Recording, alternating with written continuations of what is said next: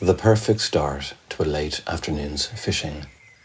A Wildie, long and slender in form, mahogany and burnt butter in colour. They're not the largest of carp, but have a feel of the ancient. Today Dan fishes alone in the grounds of a castle steeped in history, the stocking of the fish unknown, another mystery lost over time and neglect. Dan soon spots some fish moving among the lilies, rocking the pads as they roam through the underwater jungle of stems. An old split cane spinning rod, a centre pin reel, a single hook and a piece of bread are all that is needed.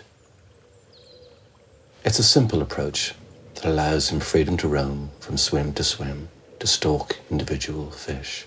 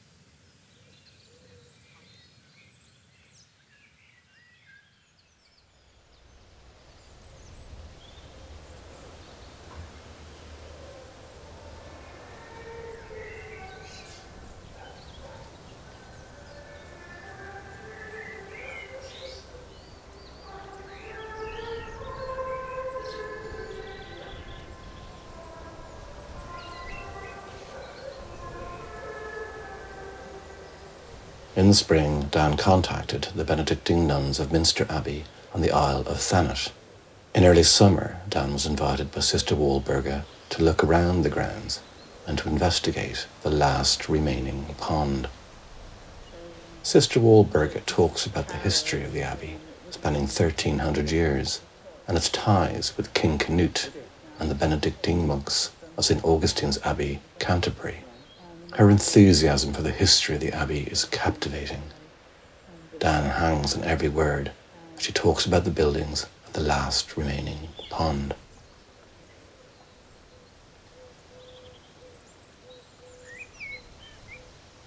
The more Dan hears, the more confident he is that an old strain of carp might be present. For the sisters, the pond is a place of contemplation. She shares with Dan the wonder of it, how it's been left to nature, something that Dan is very keen to hear. A neglected pond might provide a chance encounter with a forgotten Wildie.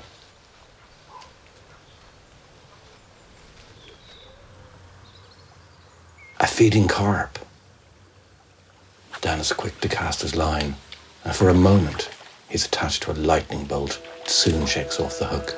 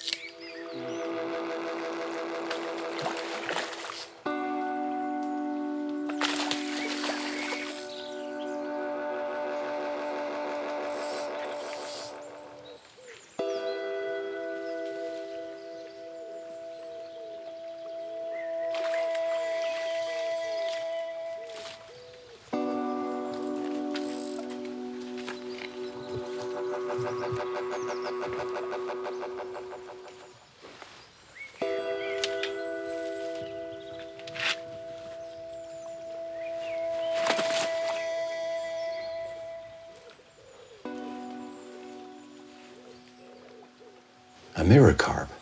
Dan wasn't expecting this. A strain resulting from fish cultivation, practice that in Europe goes back to the Romans and possibly beyond. Dan's mirror has some of the features of a wild carp, but in a modern dress. It may seem confusing, but the species genetics are far from straightforward. In fact, some question whether there are any true wild carp left in the British Isles.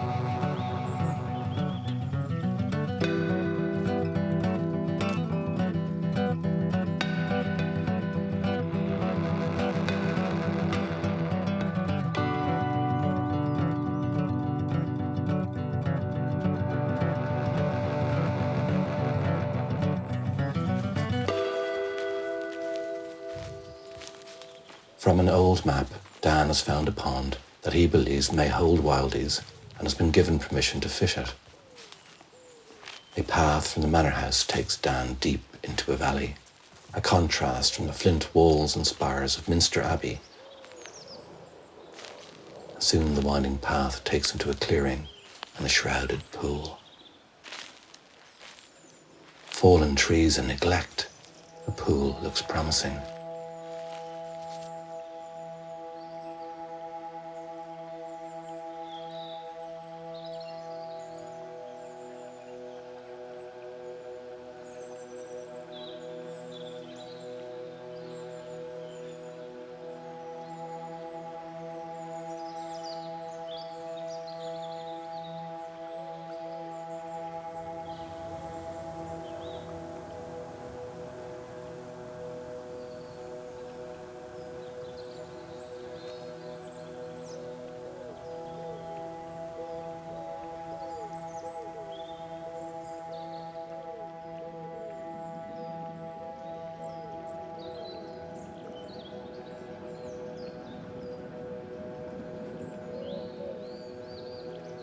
Downcast among the sunken branches, there's an almost haunting, ghostly atmosphere to the lake. The environment seems to be hanging in the balance, a fragility between life and death. Despite many attempts, Dan cannot persuade a carp to take a bait from the surface. He feels the only way to hook one of these elusive fish is to stalk one among the lily pads at the far end of the pond.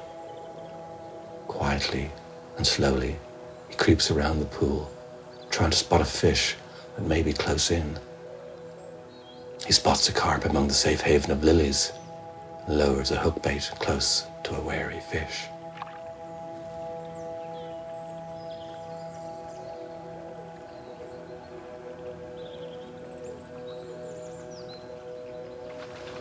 It's taken immediately, much to the surprise of the angler and the cameraman. Dan tries to keep the fish from diving deep, and after a few screams from the center pin, a fish is netted. A Wildie, beautifully dark in coloration and sleek in appearance, a carp more familiar to the nobility of old. Dan takes one more look before it's released back into the water.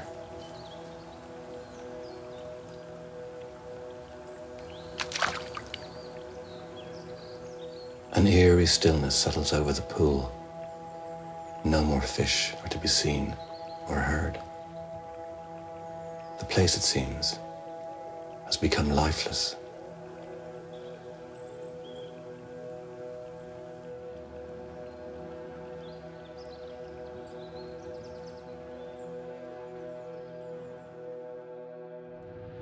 Dan has heard whispers of one more pond.